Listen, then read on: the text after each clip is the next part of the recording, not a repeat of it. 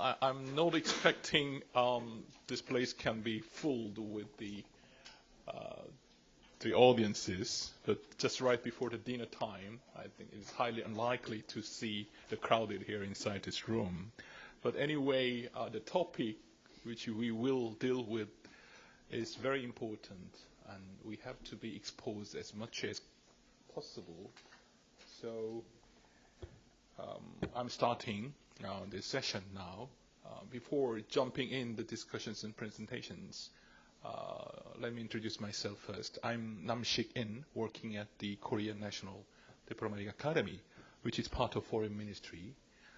I'm teaching there. I'm afraid I'm teaching the Middle East and Islamic affairs, so very complicated. It's very difficult to give a big picture on that. But anyhow, I'm honored to be moderating this session today. So the session title is Dialogue on Preventing and Countering Violent Extremism in Asia, with emphasis on counter-narrative. There are lots of measures to tackle the so-called terrorist threats from all over the world. It's battlefield operation or something, but I think the most profound and deep measure to fight against terrorism would be the counter-narrative or something like that. So that's why this session is quite important for all of us to deal with these kind of the challenges from all over the world. So I'd like to introduce speakers of this session. From my left side, Dr. David Sharia, is it right? Scaria or Sharia? Okay. He's director and chief of the branch at the UN Security Council Counterterrorism Executive Directorate. Now he's heading the CTE, the thematic counterterrorism work as well. The left, Adam Hadley. No, sorry about that. Sorry about that. Different event. Okay. Ivo Binkamp, he's Deputy Executive Director at Hadaya Center, based in Abu Dhabi. And he's also an Associate Fellow for the Counterterrorism and Extremism of the RUSI, Royal United Service Institute. And Adam Hadley is the Project Director for the ICT for Peace Foundation. He's the Director for Tech Against Terrorism, an ongoing joint project between the United Nations Counterterrorism Executive Directorate. And our last speaker would be Jasmine Jawar. Now she is currently an Assistant Director at the Southeast Asia Regional Center for Counterterrorism, the Ministry of Foreign Affairs in Malaysia. So before starting the presentation, I would like to invite Director, Mr. Lee Ju-yong, who is in charge of organizing this event. He's going to make a very touching speech. All right, good afternoon, everyone. Thank you for being here with us today. And I would like to congratulate the few of you here. I mean, first, we're in a room with the most fresh air. We don't have many people breathing out carbon dioxide, so, that's a good thing. But most of all, as you can see, the topic of PCVE, it's relatively new here in Korea. However, we'll get to hear more of it, and you'll be able to learn why it's a new thing. First, as we can see, the ISIL is losing its ground in Syria and in Iraq. With the success by the coalition on ground. So that's why the ISIL is kind of inciting the lone wolves or homegrown terrorists who are living in all the world. So what we have witnessed in Manchester, Nice, Berlin were all conducted by homegrown terrorists. With not very sophisticated methods of conducting terrorism, but with very low tech, like driving lorries or driving cars into pavement. And second, the reason why we don't see many, let's say, Korean nationals here is that many don't see it as a Korean problem yet. However, we cannot attribute, the PVE, violent extremism is not monopolized by certain religion or certain ethnic groups. It can be. It can affect people with grievances, and there are people with grievances in Korean society. So, although I would rather not see people affected by violent extremism, it's something that we'll hear more about in the future. With that in mind, I don't want to take any more of the time of our experts here, and now I'd like to give the floor to our moderator, Professor Ian. Thank you. Thank you, Mr. Lee. There's no doubt that we are having eminent authorities from all over the world. So they are going to deliver own presentation, which will be very insightful for all the audience, no doubt. So presentation will start from Mr. Scaria. Am I right? You absolutely. Okay. So every single presenter has 10 minutes. 15 minutes max. Okay, so we're going to have just 1 hour presentation after that. Sure, as you wish. You have the floor. Okay, thank you very much. And thank you to you, Professor, and thank you to the organizers of this meeting.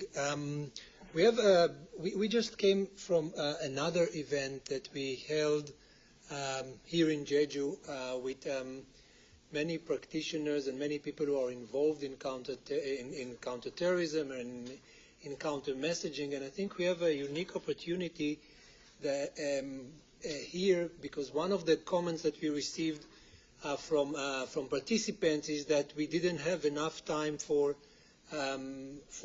discussion in that forum. And I think the fact that we have several people here who attended that event will allow us to compensate and perhaps engage in more interactive discussion.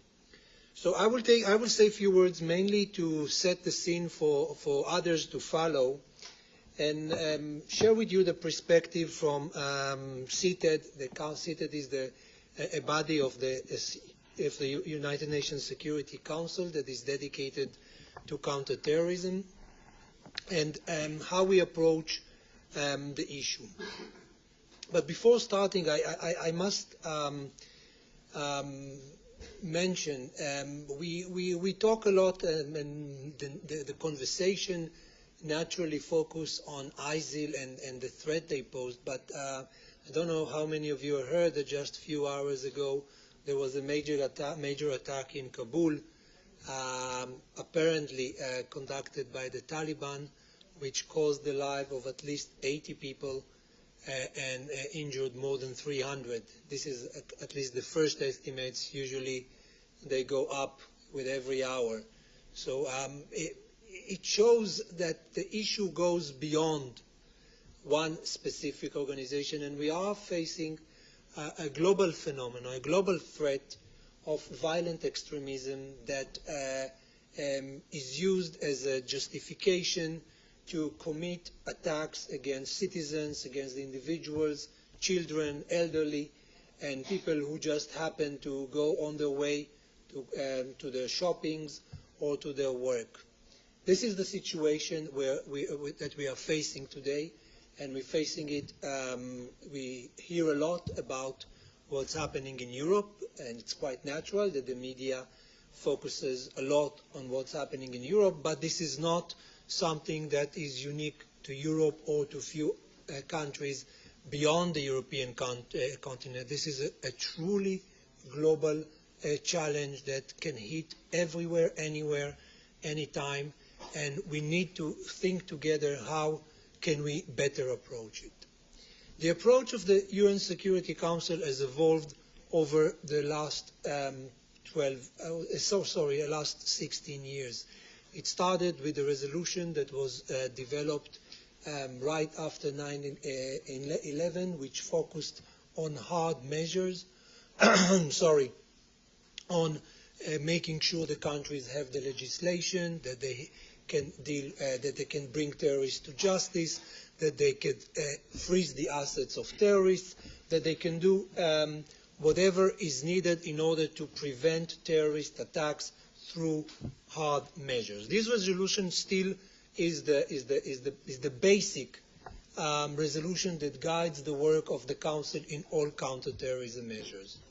But over the years, the understanding of the challenge led the Council to develop a more, I would say, elaborated approach to it. And it started with a resolution that was adopted right after the attack in London on 7th of July 2005, where at the level of heads of state, the Council adopted a resolution that looked on the issue of incitement. And this was the first time that the Council moved beyond the hard measures into what is known as the hearts and minds, looking on what causes people to actually engage in those activities. And clearly, one key element in this was the issue of incitement.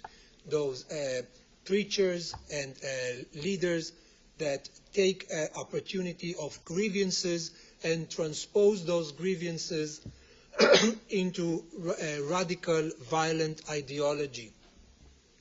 Since then, and I don't want to go through a lesson in history, the Council has elaborated and developed further its approach and continues to do it quite actively on many different areas. The last development, which is as late as last week, was the adoption of a landmark resolution that, I will spare you the numbers, that actually calls countries to develop counter messages, to try to understand how terrorists communicate with potential recruits and how they use those messages in order to get people to commit those acts. This is the new resolution, and as I mentioned earlier, we held just now 2 days of discussions on how this actually be done. The framework that was established by that resolution consisted of several pillars, actually 3 pillars.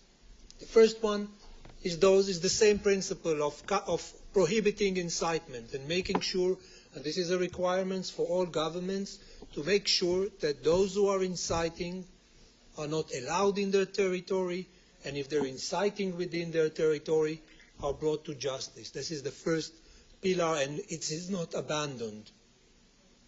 The second one looks on the fact that in order to develop approaches that counter those messages, you need to go beyond governments, as very often governments are not the right messengers. Very often they are the worst messengers of messages that try to convince individuals not to go into violent extremism.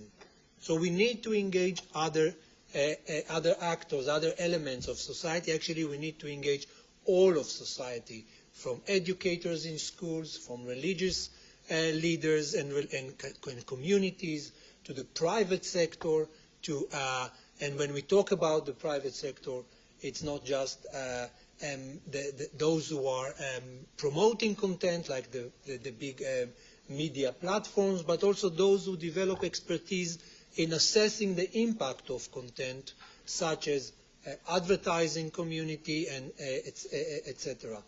And we need to go into the academia and see what research is shown about the effectiveness of messages, and we need to engage NGOs and think tanks and the human rights community in order to understand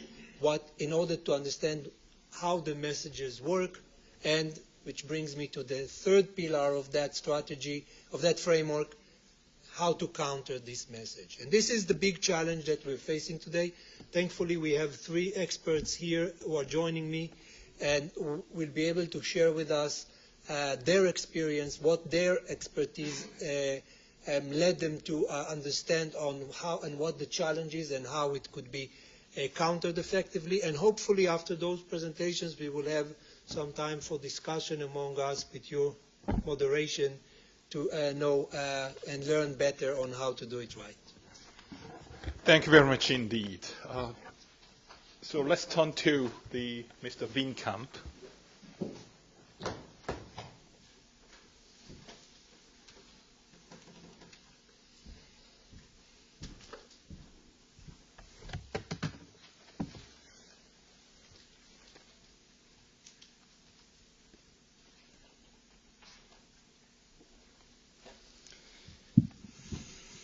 Good afternoon. Let me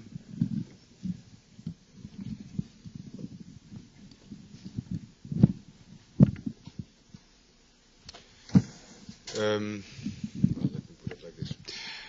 I would also, first of all, of course, like to thank the organizers of the Jeju Forum for actually making time to also share with you and to discuss with you a topic that is indeed, I think, of global common interest, how to prevent people from radicalizing towards violent extremism and terrorism. And also, of course, I would like to thank the Ministry of Foreign Affairs of the Republic of Korea for actually inviting Hedaya to be one of the speakers at this workshop. Since the topic of this workshop focuses on counter-narratives and strategic communications, also in my presentation I will focus on that. But before I go there, I would like to shortly tell you something about, let me see. The organization that I'm actually working for. Hedaya is the International Center of Excellence for Countering Violent Extremism, which includes, by the way, working on the prevention side.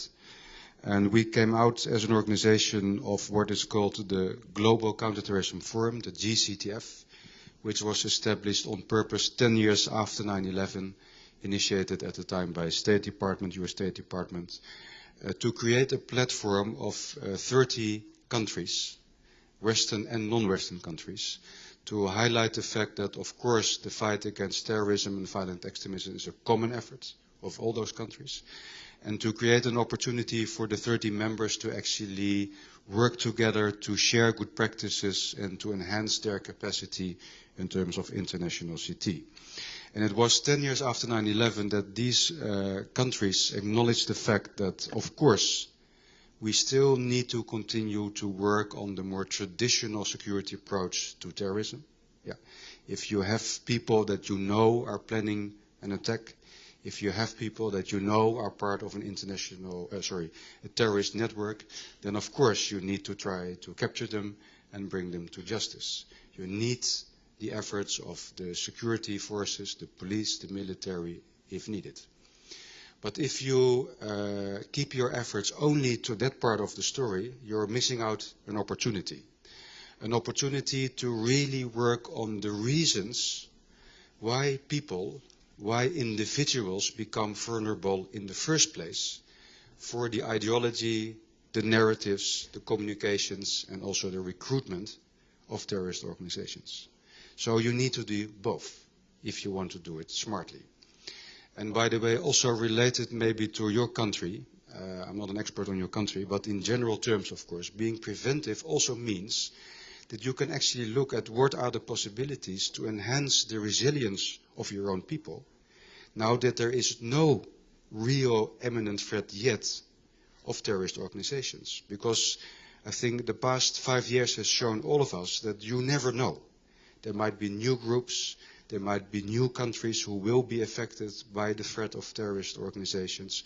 So to wait until they are there, in many ways, might be too late. Yeah. So don't overdo it, don't make it bigger than it is. But it's also not true that since there's no threat, there's no need to do anything.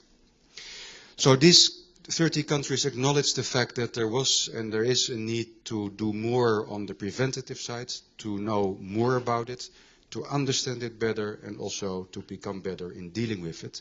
And so they said, we want to establish an international center of excellence, a think and do tank that can help us, but also any other country, any organization in working on this. And as a think and do tank, we basically are there to support any research, any analysis that creates a better understanding of why do people in the first place radicalize. For a lot of people, this is still a big question mark. How come if you're working and living in Europe? Yeah?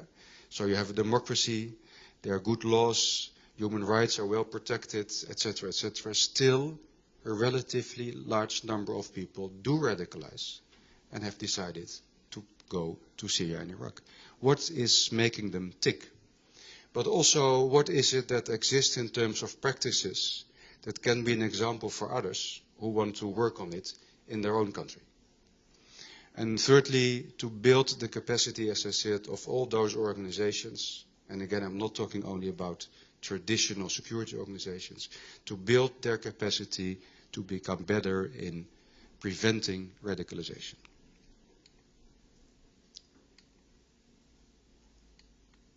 If the clicker is working. Yeah. Now, for time purposes, because I only have 15 minutes, I will not go into all of these things, but it's good to realize that although we are based in Abu Dhabi, we are an independent international organization. We have our own international steering board with 12 governments, local ambassadors, who are the only ones who give us oversight and guidance. There's a law within the UAE which clearly states that we are independent of UAE government.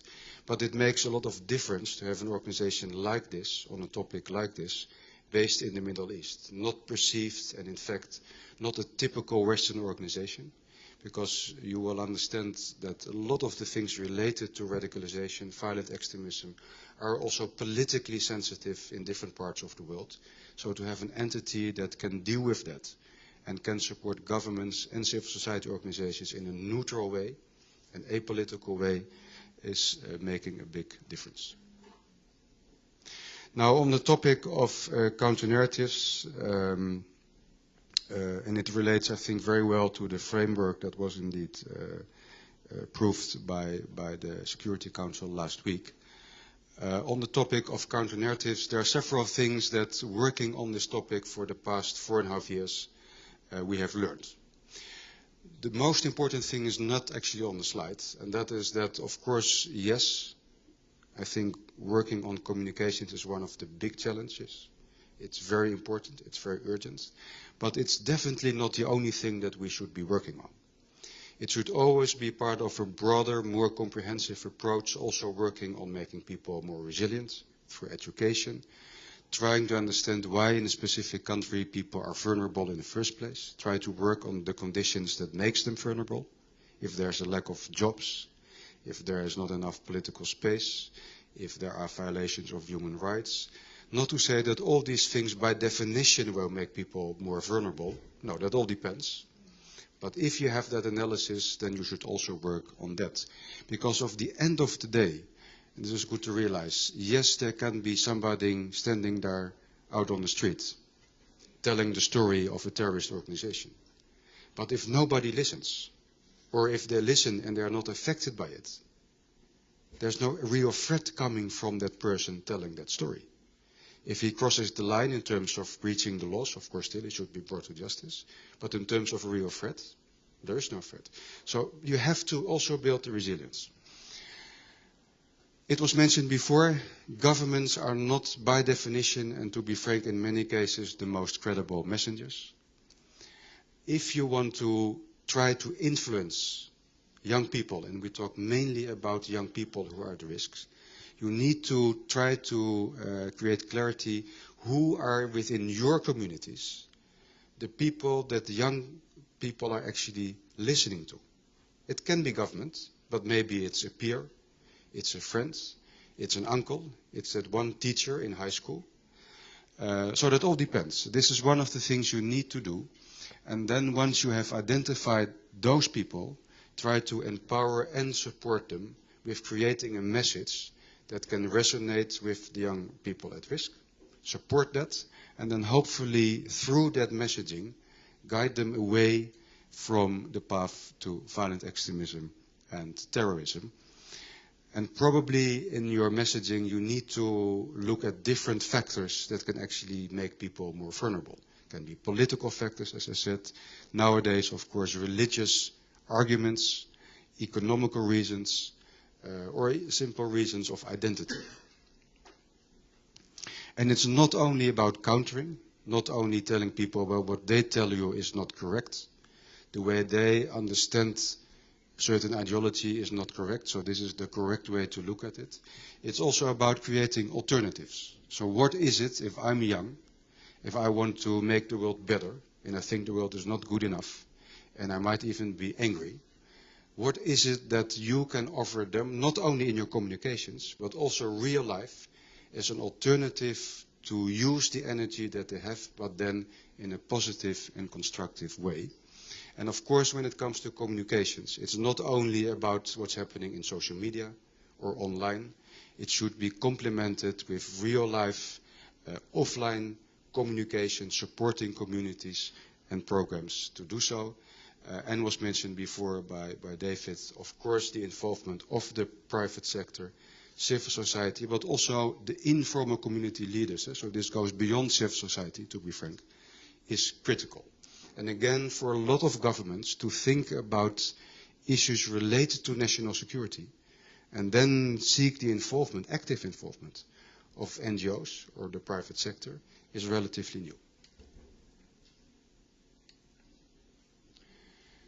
Now, just two concrete examples. What is it that I'm actually talking about? The first one is on creating an alternative, positive narrative.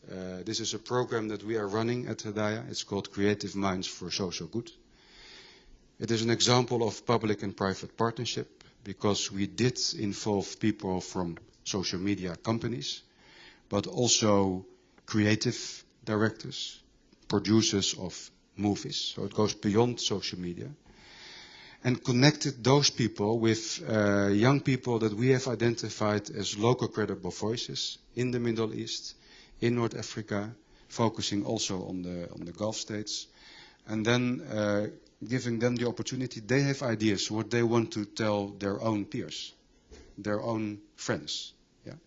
But how to do it in a way, and how to, also technically speaking, translate it into a social media campaign that will actually resonate. For that, they need this expertise. And we, of course, also provided those local credible voices with our expertise related to preventing and countering violent extremism.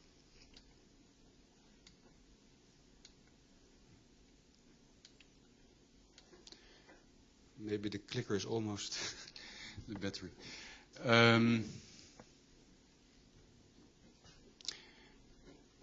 We are running this program now in 4 countries. United Arab Emirates, Kuwait, planning to do so in Saudi Arabia, Riyadh and Jeddah. And we hosted one first workshop actually in Dubai, but this was with participants from also Morocco, Algeria, Lebanon, Jordan, and Saudi Arabia again. So it's all about young people who want to tell a story that they think will resonate and enabling them to actually build that counter-narrative. And by the way, there's no time for it, but there are already 2 examples of counter-narratives that are out there on social media. One was from a Shia young woman from Lebanon, who posted on social media a question whether there was anybody from a Sunni background who actually wanted to come and pray with her. And there were a lot of responses, and there was one person that she chose, and they actually prayed together. And then the same happened with somebody from a Sunni Muslim background praying together with somebody from a Coptic church in Egypt. And based on everything that's happening right now in the Middle East, a lot of people were actually following that social media campaign.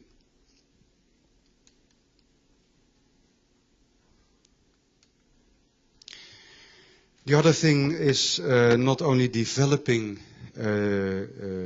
media campaigns, alternative narratives, but also how to make sure that you actually make existing counter-narratives. Stories, examples can also be real-life stories of people, something that happened to them, or opinions that people express. How to make sure that you actually bring all those existing examples together and put it, as we did, in one online library.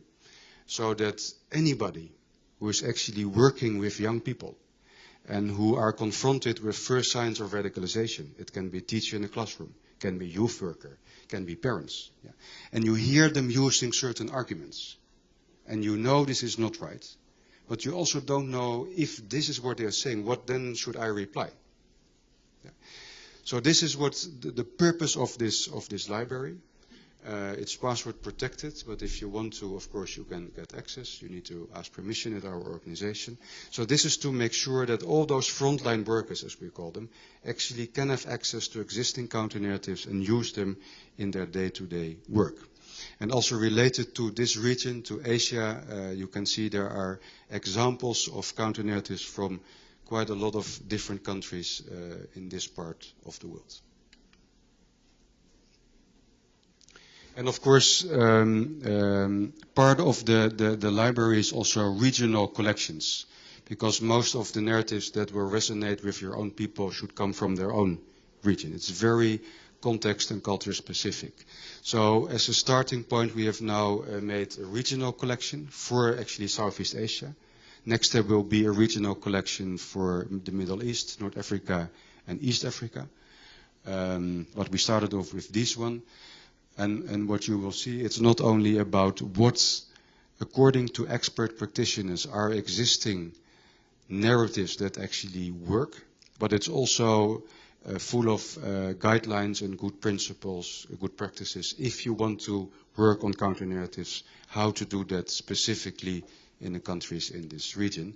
And it also contains a lot of counter-narrative actually in the language of the people of the country that we are talking about.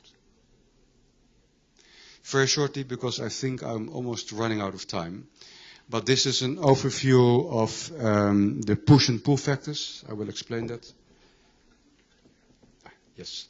That actually, according to the expert practitioners of a workshop that we conducted on the topic, are relevant in Southeast Asia.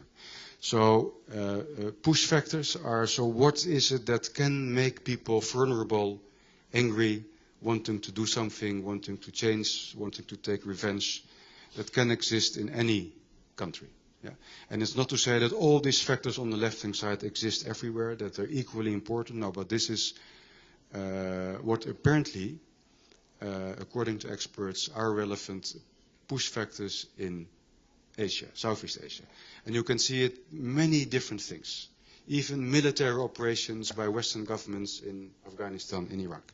So this is not about having any opinion on that from our side. Apparently, in this region, young people are angry about this, and this can motivate them, activate them to do something. But also, interestingly enough, as is mentioned here, feelings of victimhood, not because of their own situation, but because what they perceive is actually being done to their brothers and sisters in other parts of the world. So this makes it even complicated. Even if in your own country the living conditions of these people are relatively fine, still what's happening to people in other parts of the world can actually trigger them. But for me to become angry is not enough. Yeah? If there's nobody who then approaches me and said, well, you're angry and you don't know what to do, well, I have a solution for you. So you also need the pull factor. So what is it that then, if the push and pull factors actually come together, yeah, then there is a serious risk. And here the pull factors can be many different things again. It can be money. Some organizations simply offer money. It can be a sense of adventure. Some people say, well, I'm young, I want to do the world, I can walk in a uniform, I can wear a gun, I can fight, and I end up in heaven. So let's go, let's join the fight. And again, it can also be topics related to religious identity.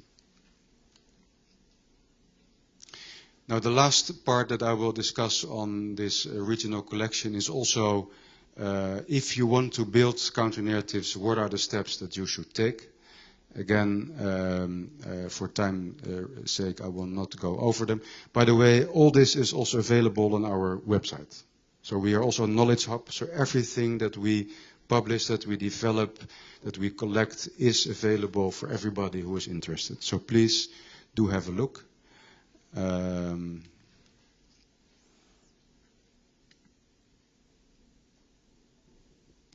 These are just two examples of existing narratives, counter-narratives that were identified to be of relevance. And it's also good to know some of these examples are not made as a counter-narrative, but it can be a movie that if you look at the content, the message can actually be very helpful in making young people more resilient.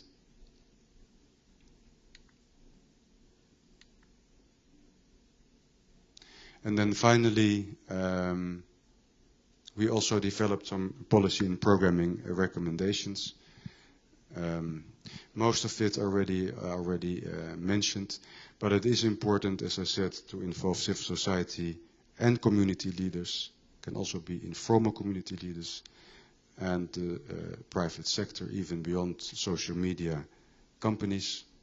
One of the things that were mentioned, talking about a very context-specific element, apparently in Southeast Asia, it's better if you try to develop strategies and communications that address different members of one family.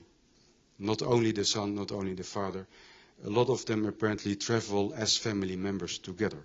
So this might not be very relevant in the context of Europe, for instance, but in Southeast Asia, apparently it is.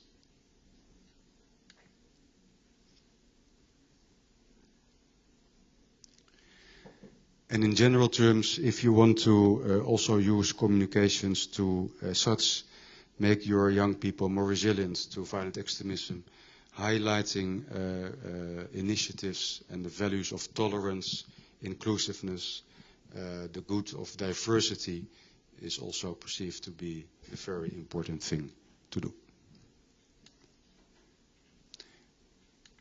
And with that, I've come to the end of my presentation. As I said, please have a look at our website.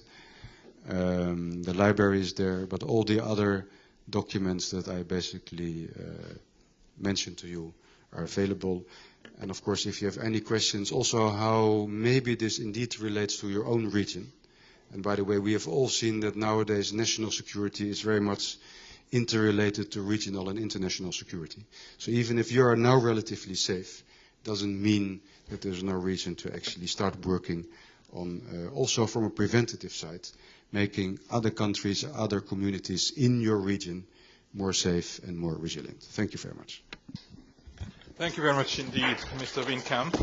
Thank you for sharing what you are doing and what you are thinking and how to deal with the current issues as challenges. Our next speaker is Mr. Adam Hadley, who is working at the ICT for Peace. It's your turn. Thank you.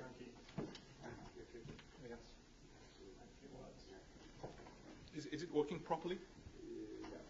Okay.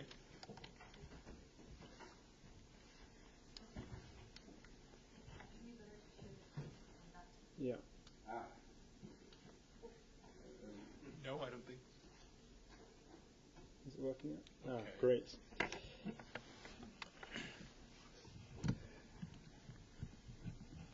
Okay, brilliant. So can everyone hear me? My name is Adam Hadley, and I'm from the ICT for Peace Foundation. And today I'm talking about an initiative that we've started called Tech Against Terrorism, which aims to connect industry, government and civil society in preventing the terrorist use of the internet, whilst also respecting human rights. Excuse me. Can you hear me? Use your microphone. Yeah. That's very good. Yeah. Can you hear now? Is it working? I don't think it's... No, it's not working here. There we go. Right, I'll start again. So I'm Adam Hadley. I'm from ICT for Peace Foundation, and I'm here to talk about an initiative that we've started called Tech Against Terrorism. And the aim of this project is to connect industry, government and civil society in preventing the terrorist use of the internet, whilst placing human rights and fundamental freedoms at the heart of this approach. So the premise of this project is that technology, almost by definition, can be used anywhere. and can be exploited from any location. So while particular countries may not have at the moment an issue with violent extremism or terrorism, there could certainly be cases where technology has been developed in a country and could be used in other places. We've heard already about counter-narratives and the importance of counter-narratives, but one point to consider here is that the internet is used partly to disseminate propaganda. We'll go into a few details later on. So while counter-narratives is one part of that, and the expertise required to design narratives that are effective, also to consider is the technology and the platforms that are used to deliver this content and are used by terrorists in their operations. So who are we? Well, we are an unparalleled partnership between the United Nations Counter-Terrorism Executive Directorate and a number of major technology firms. So on our advisory group, we have Microsoft, Facebook, Google, and Twitter, as well as a whole host of smaller technology companies, startups, and representatives from civil society and academia. Perhaps if we start from the beginning here and think about the volume of content on the internet. It's actually astonishing to think about it in this sense. When we think of Facebook, over 600,000 images are uploaded to Facebook per minute. So if you were to assume that a human being could moderate these images, let's say 2 per minute, well, simple arithmetic would show you'd need 300,000 people at any one stage to be moderating and reviewing Facebook photos. Clearly this is totally unrealistic and inappropriate. So already we can see that the traditional approach to reviewing content in traditional media simply can't work with the internet. This is of a completely different order of magnitude in terms of difficulty. But it's not just Facebook, it's Twitter, it's YouTube, it's Instagram, Snapchat, and Telegram, and a whole host of other technologies that are used by everyone in the world. Of course, the internet is dual use. It's kind of pretty obvious that 99.999% of the use of the internet is perfectly benign and helpful, in fact, very positive in terms of peace and prosperity. However, of course, like all technologies, these can be abused and exploited. An obvious example is ISIS.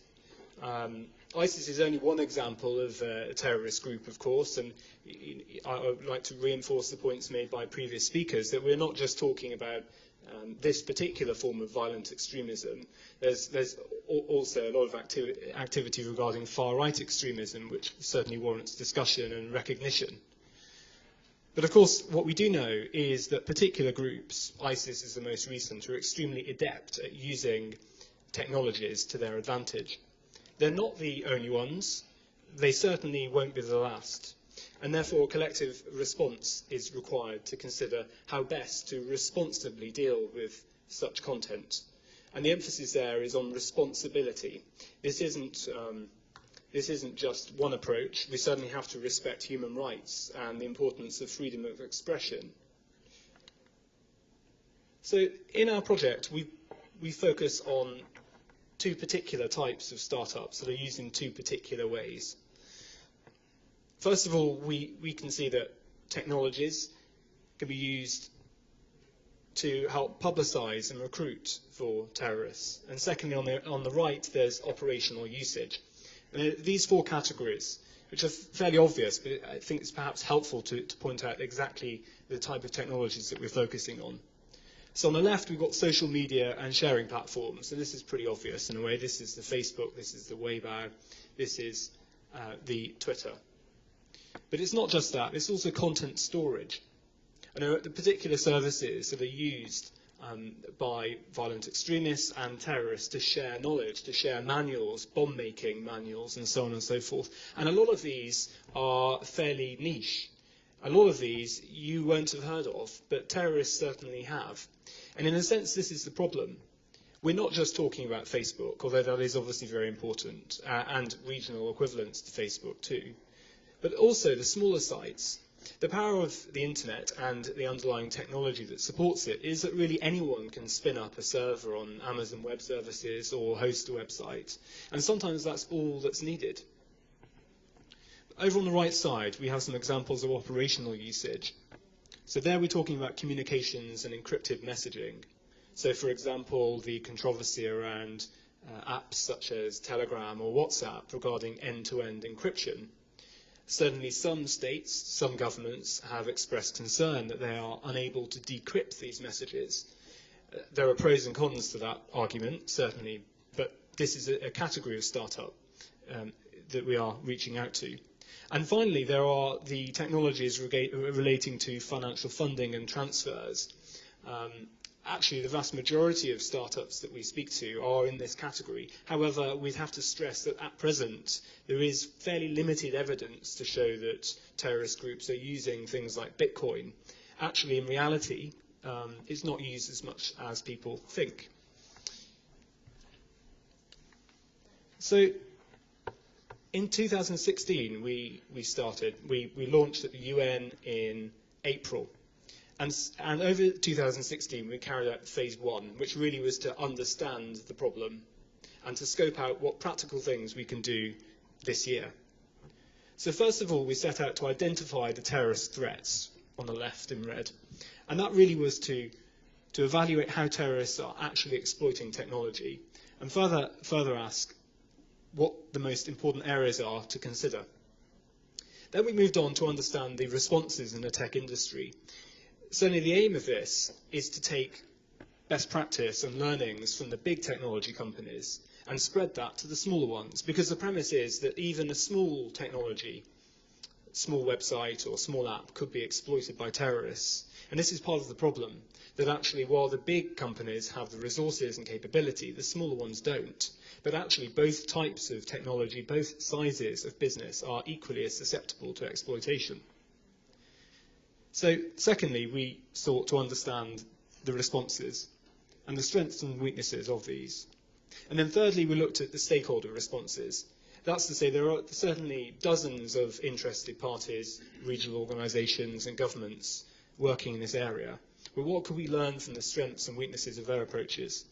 And finally, in 2016, we sought to understand how we could provide practical support to startups. This project isn't about policy or strategy, although that is very important. This is about doing concrete, practical things to help with capacity building. So in 2016, we have 3 workshops in Silicon Valley, Zurich, and Kuala Lumpur.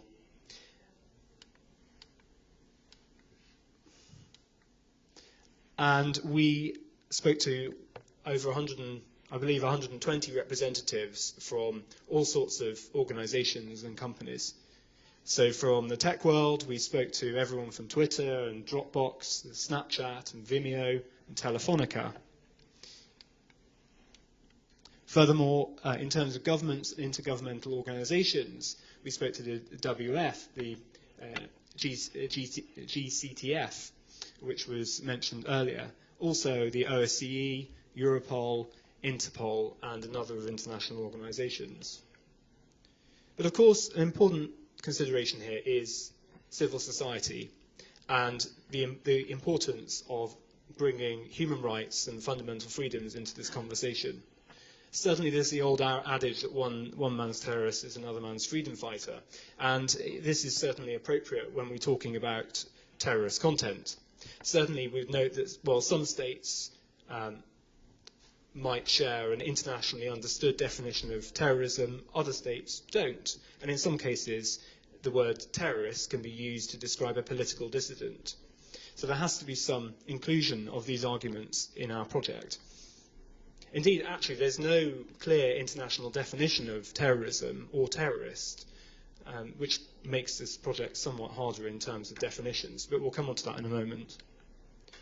Finally, we spoke to academic institutions to understand their research and the most recent thinking, including speaking to the International Strategic Studies Institute in Malaysia, the University of Delhi, and also Nanyang Technological University. And we presented these findings to the UN in November of last year. And what I would say is we have a temporary website called techagainstterrorism.org, and you can download the report there. It's in various languages. So, from this, a number of concerns were raised, and I've touched upon a few of these already. The first one on the left is the respect for human rights. Certainly, as a project and representing the UN CTED and ICT for Peace, we have to reinforce the importance of human rights. Also, we noted that the evidence base is actually fairly limited. One of the assumptions behind a lot of this work is that taking content down, reporting content, removing content is an appropriate mechanism. Actually, that's not always the case, and that's something that does need to be considered quite carefully. Of course, just taking content down is just looking at the effect and not necessarily at the cause, and sometimes is inappropriate. Certainly, also with terrorist content, there are complications regarding the use of images and videos by legitimate news sources as well, which is a bit different from other sorts of content that is quite obviously illegal. Often, terrorist content is not obviously illegal. If it were, it would make life a lot easier. Thirdly, from our consultations, we found a number of times the issue of the importance of offline and online integration. This isn't just about online solutions. This isn't just about technology. Successful strategies involve CV and PV offline as well. Also, we stress the importance of overall education, media literacy as well, which speaks to the necessity in tackling so-called fake news. And finally, this is where we come in, which is that startups have limited capacity. So in a sense, with startups, there's almost unlimited risk because, as I said earlier, you can set something up in your, well, just on your laptop within 10 minutes, which could potentially be exploited. But of course, if you're just one person and you don't have a business model, how are you going to afford lawyers and processes?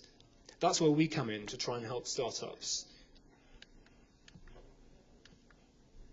So what we did find, though, is that despite there being a degree of uncertainty and ambiguity in terms of the definition of terrorist content, and despite there being reluctance from certain governments to engage with this and legislate, actually there is what we're calling an emerging normative framework, which is to say that the largest technology companies have gone a long way to operationalize many of the ambiguities. So, for example, on the left, Facebook, Twitter, Microsoft all have very clear terms of service that emphasize the respect for the rights of the users and reinforce the safety of the community using their services. All of these terms of service respect freedom of expression and fundamental human rights, but also work towards providing operational definitions of violent extremism, which have otherwise been shied away from by governments and other organizations.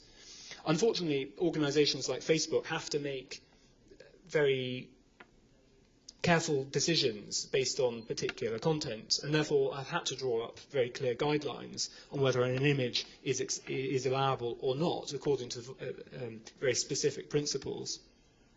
Secondly, as I said earlier, a lot of the conversation is about content takedowns, is the assumption that actually it is legitimate to just take content down or remove users. Certainly this is one approach. What we have found is that the most successful tech companies have clear processes in place to allow users to report content. Also, there are often clear guidelines on how these companies interact with law enforcement. And in some cases, there are entities called Internet Referral Units where particular governments might collate responses, but this obviously comes with potential issues regarding that potentially turning into a censorship unit.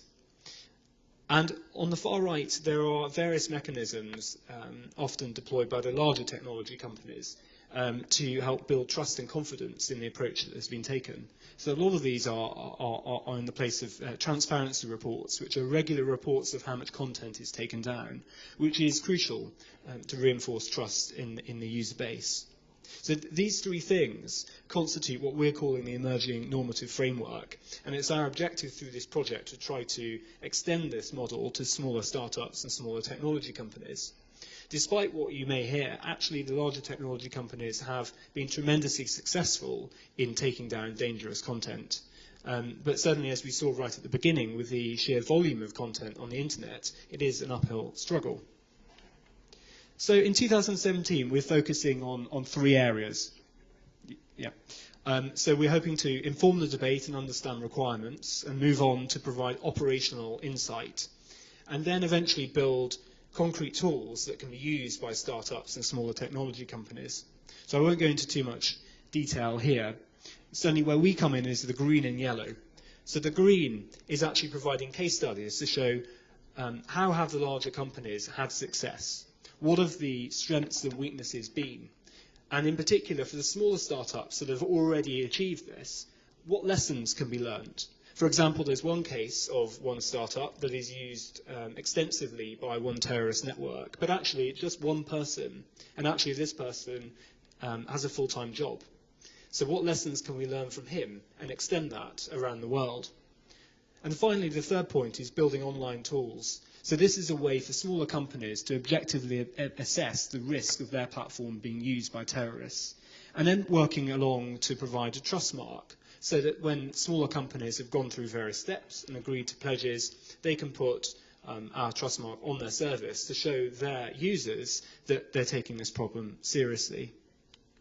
So through this year, in collaboration with Twitter, Facebook, Google, and Microsoft, we'll be running a series of global workshops in which the major technology companies will share some expertise that they have.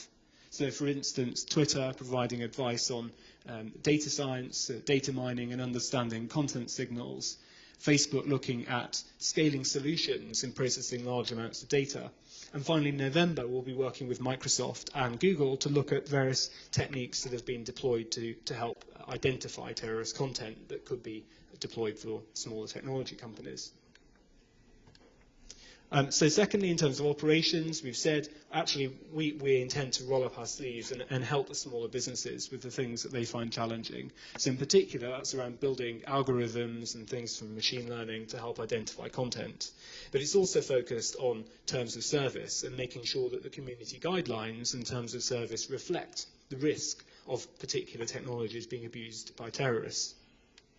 And finally, as I said before, we're building some tools on a knowledge-sharing platform in which people can log in and fill out forms and have practical advice on what they can do next. So that's pretty much it from me. What I would say is that we need your help. We need to understand more about what's required from smaller companies and startups. And follow us on Twitter, Tech versus Terrorism. And of course, as I said before, please do look at the website and download the report. Thank you very much. Thank you, Adam, for your detailed explanation about the project and foundation's activities. Our last speaker is Jasmine Jawahar from Malaysia.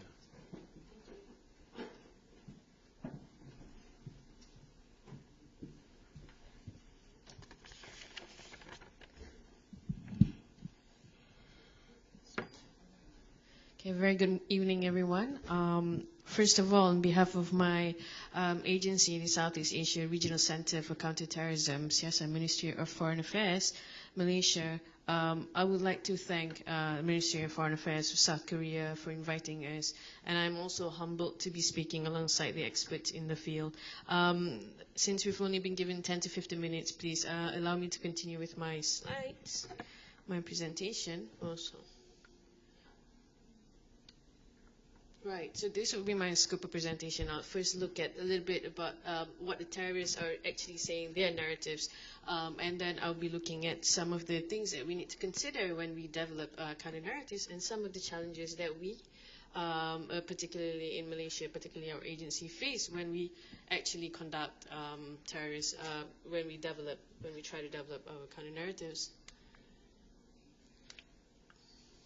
So first of all, I would just like to mention this. This may be a narrow way of looking at things, but when I was doing research, so before this, I was studying on how terrorists are actually using the internet, the platforms that they often use. So what I find most apparent is that obviously there are differences between the narratives in the West, the terrorist narratives in the West, as well as the narratives in Southeast Asia. So, and the most compelling, the most apparent narratives is that in the West, most, not I won't say most, but they use a lot of narratives that manipulate sense of belonging of the minorities, basically, because I was looking at Daesh, so the Muslim minorities and communities in the Western region. And in Southeast Asia, there was more of the political aspect of the narratives. And this is not surprising because in the West, as we can see, that those people who are the Muslim communities there are mostly from second, third generation migrants. So the sense of belonging, the playing up of the sense of belonging by terrorists is very effective there because essentially they do feel a bit, out of place there with a different culture and different way of life. So in Southeast Asia, you can see that the most common narratives used that in political in nature. More religious in nature. So these are some of the things. This is just one of the differences. There are also many other differences. So it is important that we understand terrorists, they are able to cater this kind of different narratives to target different audiences. So this is just to begin. So now I'm looking at the religious and political aspects of their narratives. Religious and political, it need not be mutually exclusive. It can be politically driven or politically in nature, but it is also informed by religious narratives. So if you can see here, some of the things that are often being said being manipulated by terrorists to gauge the attention of those in Southeast Asia, in Malaysia, in Indonesia by extension, is, they talk a lot about the plight of Muslims. And then the oppressions they have, the global oppression, this was mentioned by Mr. Ivo as well. And you see the oppressions of Muslim communities around the world. And there's the fight between the Sunnis and the Shia, the differences between them, and then apart from that, there's also the fact that the atonement of sins, the cleansing of sins, where they always say that you've been living a life of sins. So in that sense, you need to cleanse yourself to be able to live a more religious, more pious life. And this has been quite pronounced in some of the narratives used in Southeast Asia. Apart from that is the end of time prophecy, where they're saying that the battle in Syria is the last battle for the Muslim before the end of time. And it is the duty of the Muslims to actually go there and fight. So this is some of the more religious aspect of their narratives.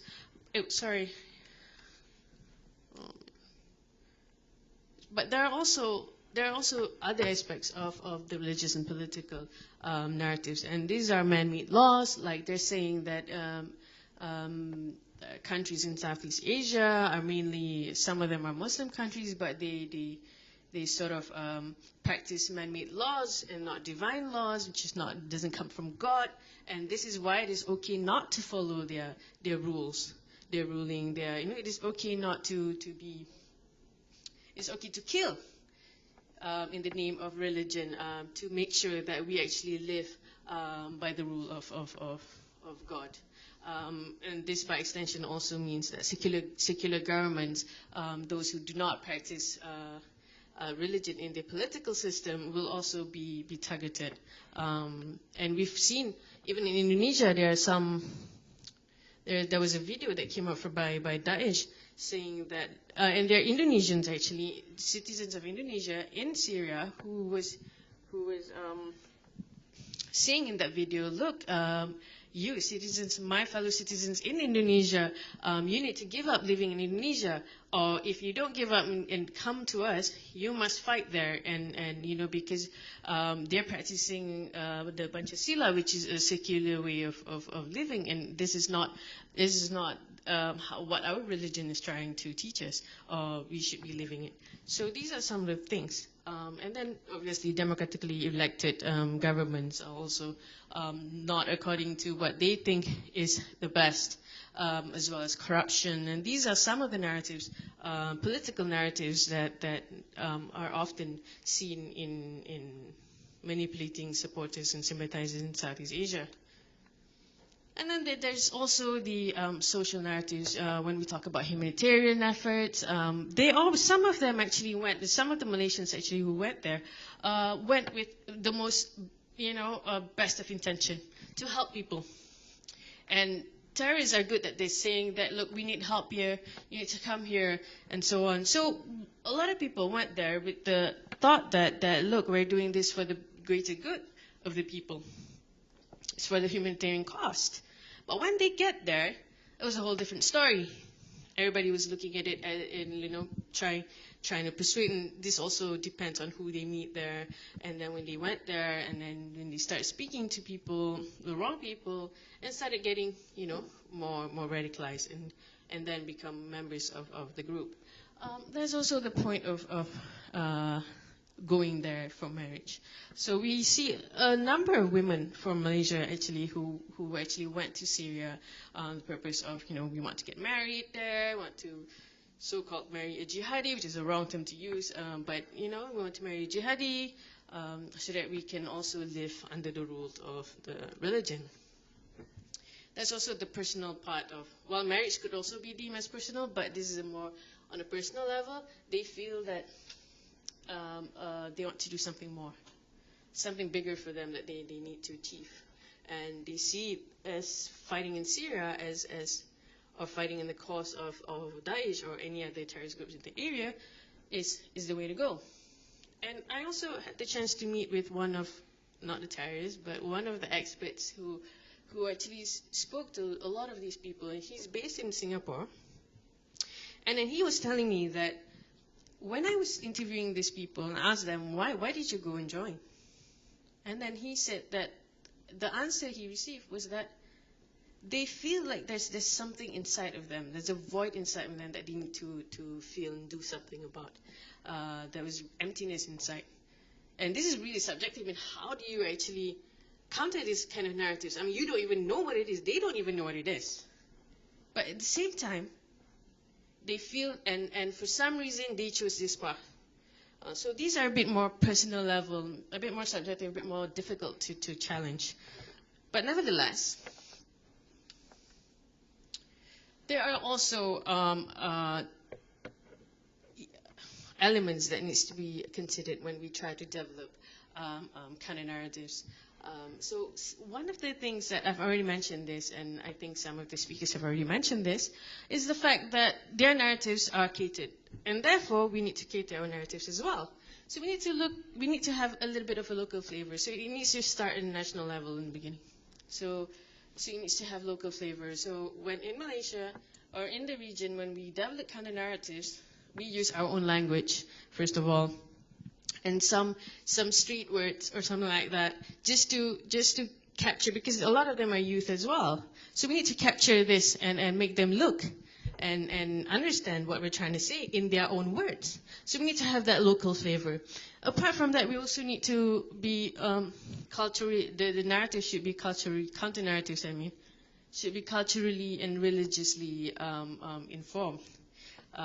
Because we also, apart from, we have a lot of ethnicities in Malaysia, as well as in Indonesia and some parts of other Southeast Asian countries. We have a lot of different cultures, different ethnicities, and therefore we need to be able to cater our narratives towards these different cultures, different backgrounds. And then gender. As I've mentioned just now, apart from men, women are also going to Syria and Iraq, are also supporting in many ways, funding, recruiting, and so on. So women are playing a bigger role, in fact, now than before, in terms of terrorism or in terms of supporting terrorism. And so we can't be doing counter narratives that are looking at the violence of things, you know, like guns and weapons and so on. So we can't be looking at that when that is not the kind of narratives that women would be looking at. It would be more softer side of things, like the good life,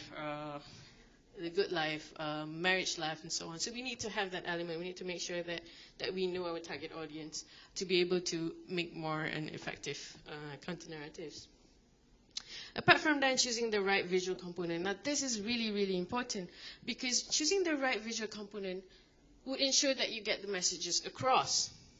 Now, 70% or at least or more, I think, of Daesh's propaganda are visual. There are photos, there are videos. So these have made them able to capture the attention of their audiences. So this is really important. We need to make sure that we choose the right video component or visuals.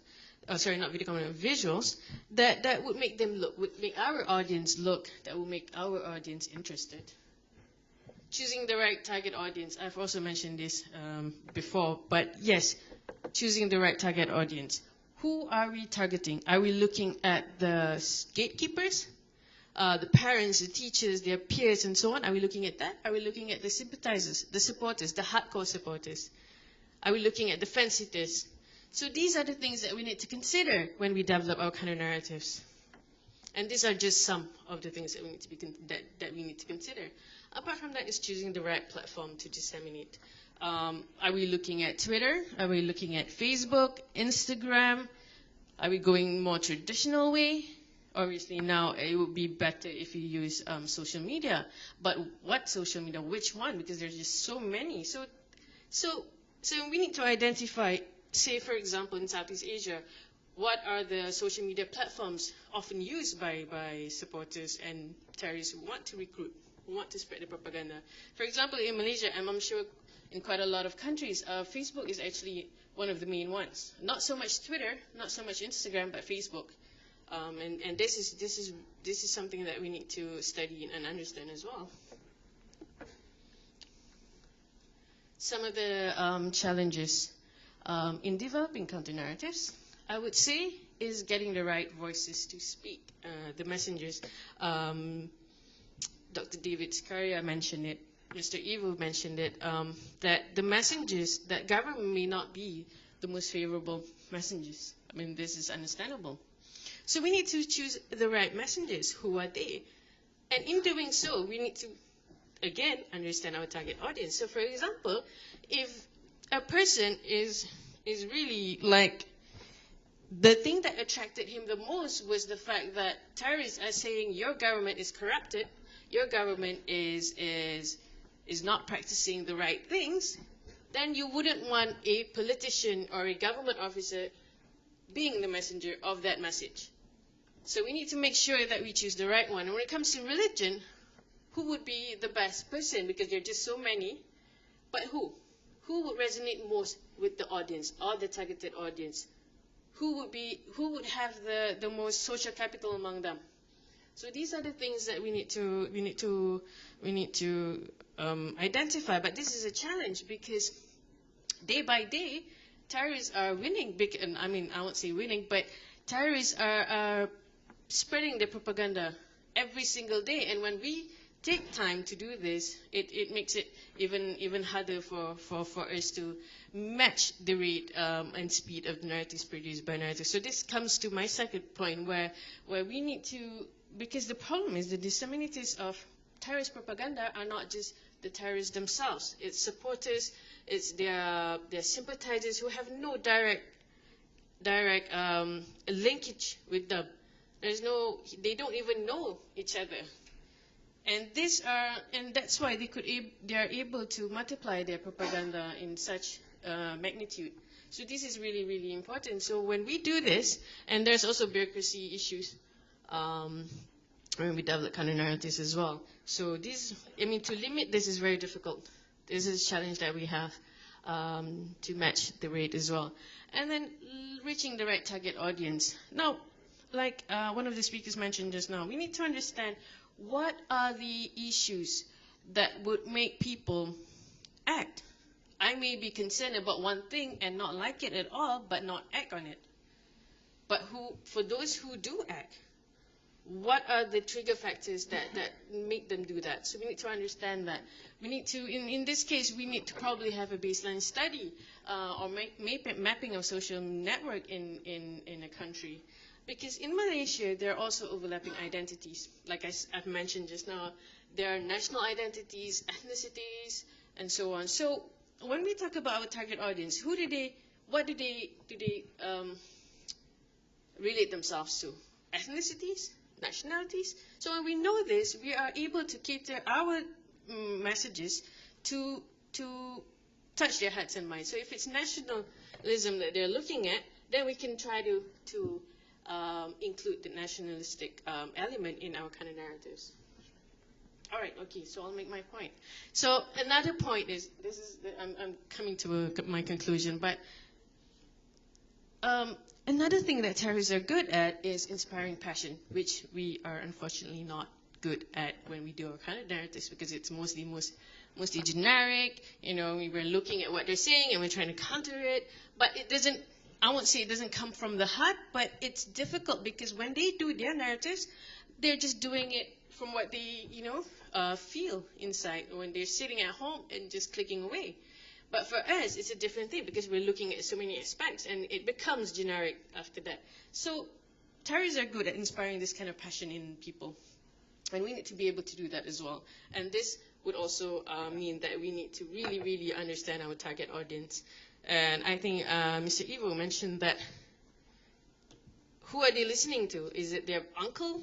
It's that deep that we need to understand our target audience. It's the how deep that we should go into studying them. So to conclude, very simple. Developing counter narratives or alternative narratives are actually, while we have been doing this for years or trying to do this for years, it is still new. It is still a new field. And for this, we need to understand that for the first time, for the second time, for the 20th time, we may not succeed. And so we need to basically encourage the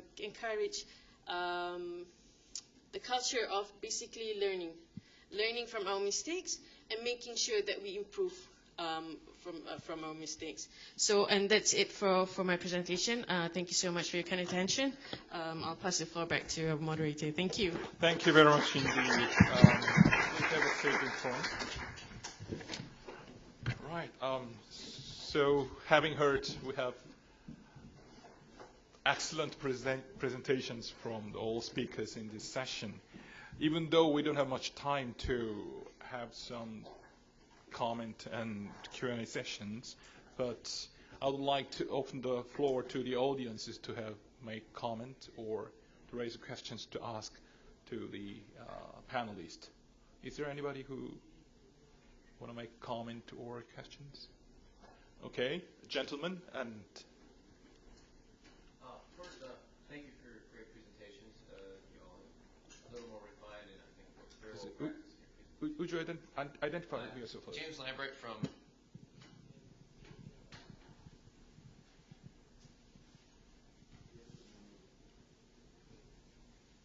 Yeah. Just go ahead. That's okay. Hello. Okay. James Lambert, U.S. Embassy, here on a personal, capacity. For measures of effectiveness, I know that we all talked about how to approach counter-narratives and alternative narratives. What do you believe are good metrics for using measure of effectiveness? I know it's pretty easy to assess measures of performance, but if you could elaborate on what you think for practitioners of this, good ways to approach the measures of effectiveness, if anybody up there. Right. Let's collect some questions from the floor first, and we're going to respond all together. Okay, Mr. Wee? Even though our Malaysian speaker talked about the peculiarities of the Southeast Asian regions, it seems to me that currently the efforts and discussions to counter violent extremism are mostly focused on ISIL and the other Islamic extremists in one hand, and the other hand, the extreme rightist groups which are antagonistic to Islamism. And this is being said, that I wonder if Korea wants to contribute to the dialogue with Syria, countering violent extremism.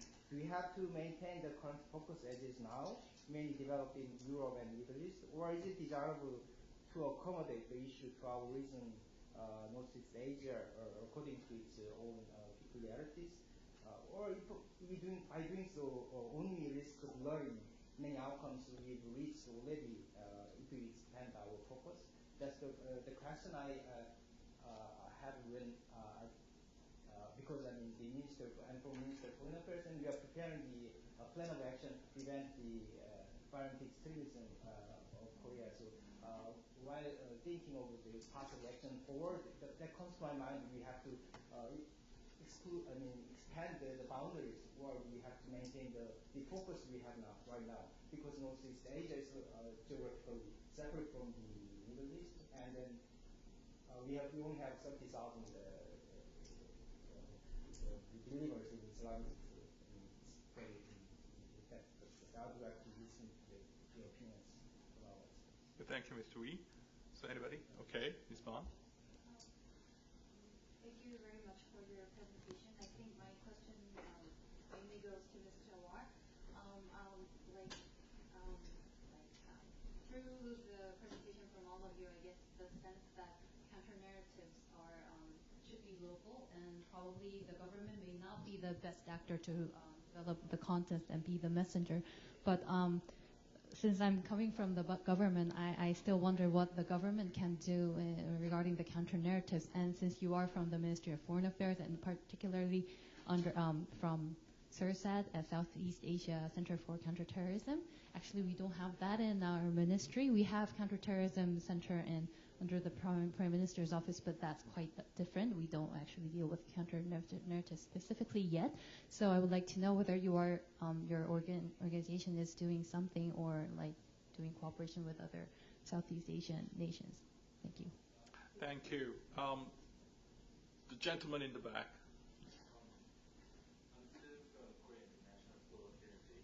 Okay. Your high school, is it right? Yes. Okay. So basically what I was wondering while listening to the presentation was that the presentation speakers were talking about how these people believe in what they're doing, and that made me think about, like, these people, when they perform these actions of terror, they are fueled by some sort of passion inside them, in where they believe that their action is right. However, the actions that we perform to actually counter these terrorism by providing narratives are mostly made out of sympathy towards the victims or fear of terrorist attacks on our own society. So how can we actually try and evoke more emotions from the people to persuade that their actions are not right, and that violence can never be tolerated in any way? Right, thank you. Let's do this. Every single panelist can respond to the audience as you wish. So from David, you start. I'll try. I'm not sure I have answers to all the questions, but I'll react. I think what Jasmine said at the end is basically the answer, or the non-answer to the questions that we have, and that is that this is a new field for all of us.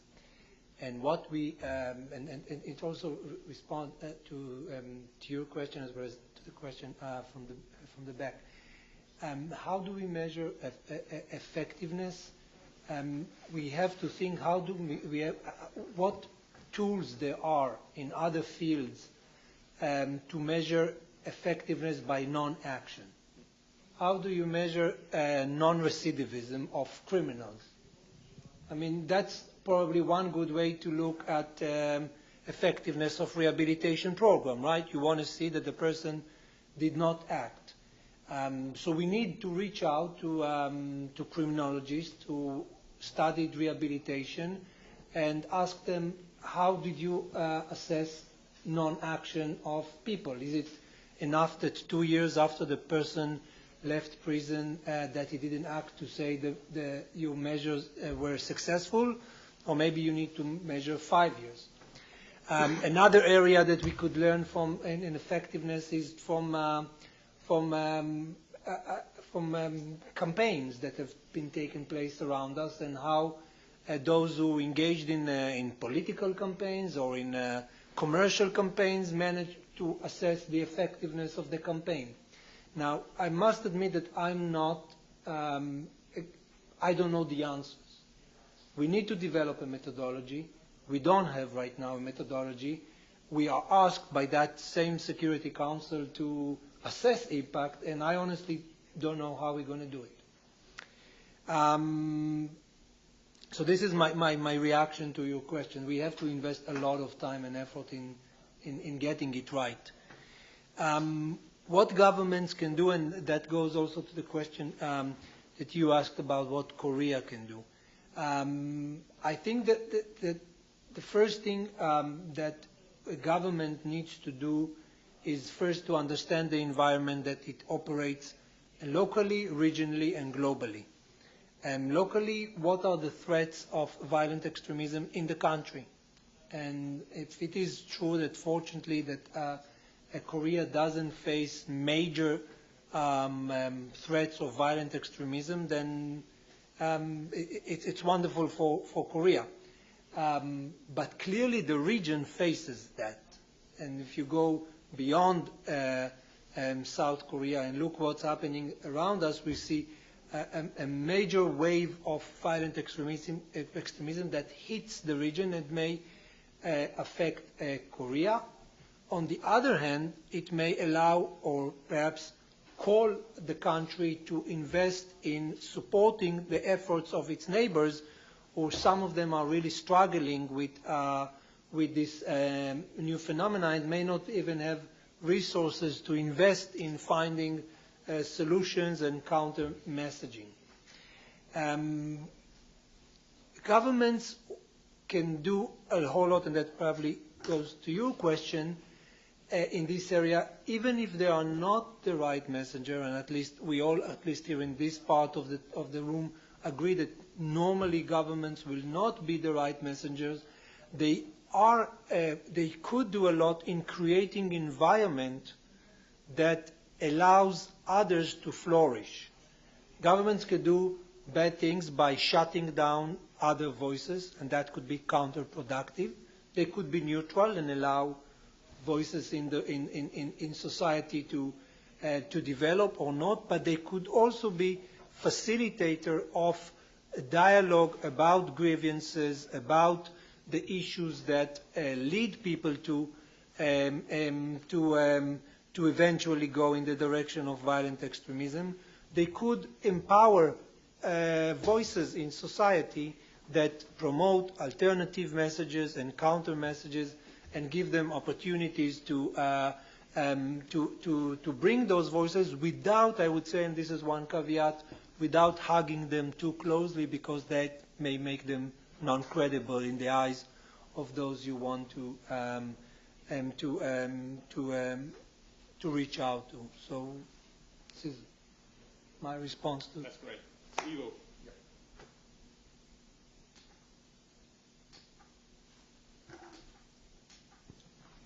Okay, now it's okay.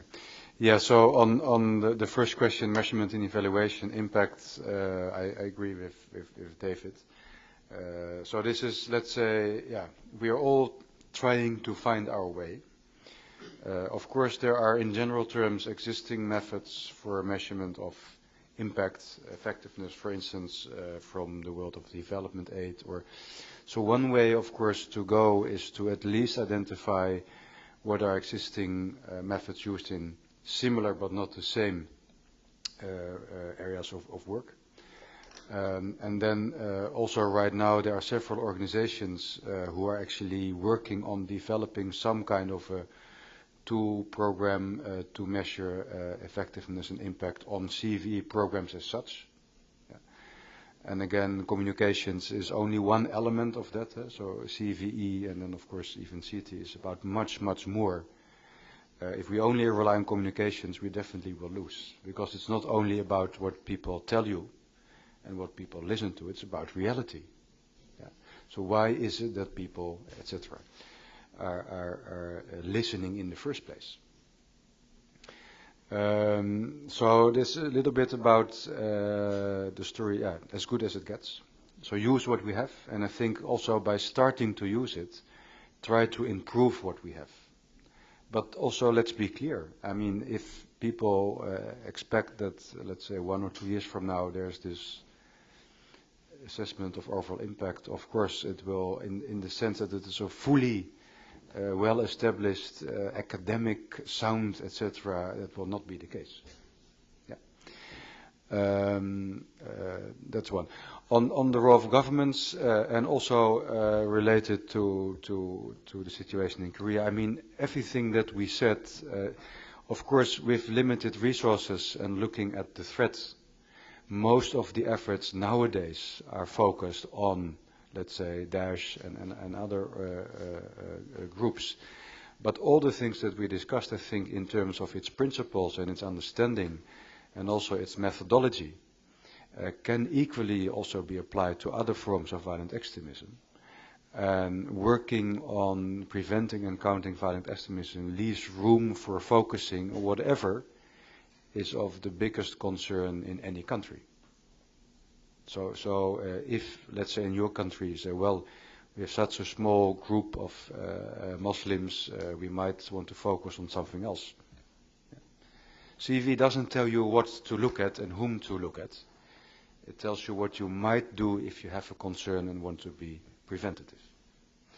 And again, governments, I fully agree with what David said, but again, let's not forget, I mean, communications is one thing, so what obviously governments can do is they can support initiatives, they can fund it, they can try to identify credible voices, and then make sure that those credible voices are enabled to actually do what only they can do best, without giving it the official stamp of a government. But when it comes to the broader picture, the broader context of communications, there are many things that governments can and even, if needed, should do. For instance, to develop some kind of what you're already doing, national action plan. Yeah. If possible, it should be based, I would say, on a proper threat assessment. Yeah. What are the main existing expected threats in your country? But also how to assess that threat. Where is it going? What are the main drivers of the threat? Where is it coming from? What is actually the existing capacity within your government and outside of your government to deal with the threat? How realistic is it that you can enhance that capacity, or should you work with the things that you have? Again, it's very easy to talk about this topic and all the things that should be done, but of course it's always the proof of the pudding translated into something that can actually work. And then if you take the threat seriously, we should focus on what can work, not the ideal world that everything is solved and done 1 year from now.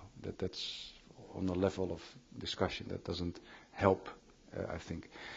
National action plan, you can work on education, you can work on all depending on the situation in your country. And I fully agree with what David said. It's not only about your own country. You're living in a region, you're living in a world. Many things that were happening now were not expected maybe 5 years ago. Some people thought the threat of terrorism is basically over. So it's also about being strategic. Be prepared, look ahead, find people who can step out of the box and say, well, this is what everybody's telling us, but let's try to look at it differently. Let's presume there will be a risk. What will it look like? If people are not used to that certain type of risk, how resilient are they if suddenly something actually will happen, something unexpected, not the big expected one? Many things that I think governments can do to basically make sure that not only their countries are safer, but also their people are more resilient, and that there's enough capacity and brains available to deal with, as I said, the unexpected. That definitely will come. Thank you. Thank you, great, thank you. So, addressing the second question, which is why does this affect us? I'd just try to encourage us to step back a bit. What we're talking about here is a profoundly disruptive and unprecedented issue. What we're really talking about is the weaponization of technology and media for political purposes. And I'd split the answer into two. So it's technology and social media is part of the problem and also part of the solution from a kind of structural perspective. So on the problematic side, we're talking about an almost infinitely scaled communications network, which is fundamentally changing how our society, how our economy, how our politics work, as we all know, right? But it's certainly, as we're seeing most recently in kind of global geopolitics, having significant effects on democracy. So that's certainly relevant for all countries around the world. But also this touches on the issues regarding propaganda, counterintelligence, and information warfare. While obviously our particular project is concerned with terrorist exploitation of technology, perhaps it's there are potential overlaps with other areas of concern for all sorts of states. Now, while it's part of the problem, it's also part of the solution, which speaks to measurement and evaluation. Given that people spend so much time on social media and using technology, given that, for example, the average WhatsApp user sends 1,000 messages per month, and this is only increasing, clearly this presents an opportunity to understand more about people and understand more about grievances. This is something that the speakers said earlier, which is certainly while grievances can't be used to justify behaviour, certainly they're helpful in understanding those grievances for counter-narratives. So potentially this technology, social media, can be used to further understand the grievance. Also it can be used for countering or providing alternative narratives over this mechanism.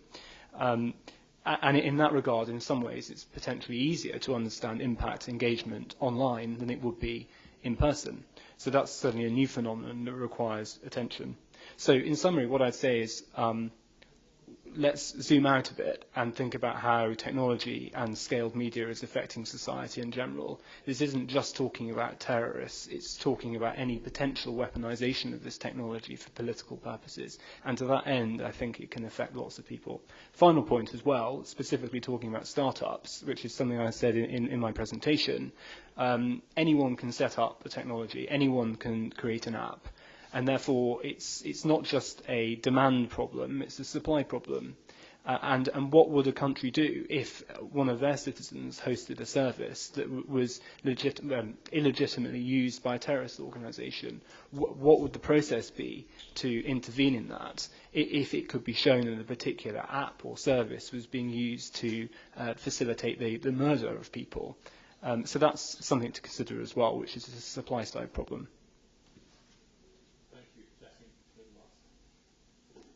Hello? Right. First of all, let me just address your question, sir, about whether Korea should expand its basically what they should focus on. Am I right? Like what? Yeah.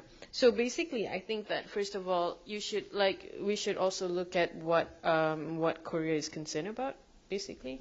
Like whether the Middle Eastern issues are actually affecting Korea, how much is it affecting Korea? Maybe there are some other issues. So, because violent extremism, it means a lot of things. It doesn't just mean terrorism. It means there are religious extremism, there are political extremism, there are just so many things. So which is the ones that Korea is concerned of? So we're looking at the national level first, and then maybe probably look at the regional and globally. So I think that's where we should start. So it need not be focused solely on Daesh or whatsoever. So whatever that's most priority to Korea. And Ms. Bang, your question. Thank you so much for the question. Yeah, we do. I knew that question was going to come up because everybody keeps saying that government are not the best voice. So then yet we're doing it. But yeah, we are still trying our very best we do work on counter narratives. We monitor their narratives as well. We look at what they're saying and how best we can approach those kind of narratives. But this is where public-private partnerships comes into play. We need to be able to engage with the private sector, the CSOs as well, so that to make our voices more credible in that sense. So this is really important. But on the government side, we can also initiate a lot of things because we may be the ones, because we're attending so many conferences, we see all this, we have to keep abreast of the current affairs. So we know where to target probably the issues that needs to be that a certain country should be concerned of. So we can initiate these things. Maybe we can work with other agencies in the government itself. We can work with CSOs, NGOs, and so on. So we need to open up as government. We should open up our doors, especially on counter narratives, to make it more credible. To address the question at the back there from the student, I am very moved by how interested you are in this issue, even though at a very young age, which is really good. So how to stir passion in people? This is why it is one of the challenges in my presentation. I put it under one of the challenges because terrorists are good at this. But this is why I say that we need to really, really understand our target audience. So what makes them feel, you know? So like, for example, if you're talking about a person who really, really loves their parents, we could use parents to stir their emotions. If it's nationalism, then we have to use that kind of element. So that is why understanding the basically background of your target audience is very, very important in developing counter narratives. So yeah, so that's it for me. Thank you so much. Thank you very much indeed. I'm not adding any kind of comments on conclusions at the moment because dinner is ready, so we have to move. So thank you very much indeed for your this great presentation today. We enjoyed a lot. Why don't you give them big hands? Let's call it a day. Thank you very much indeed. Thank you.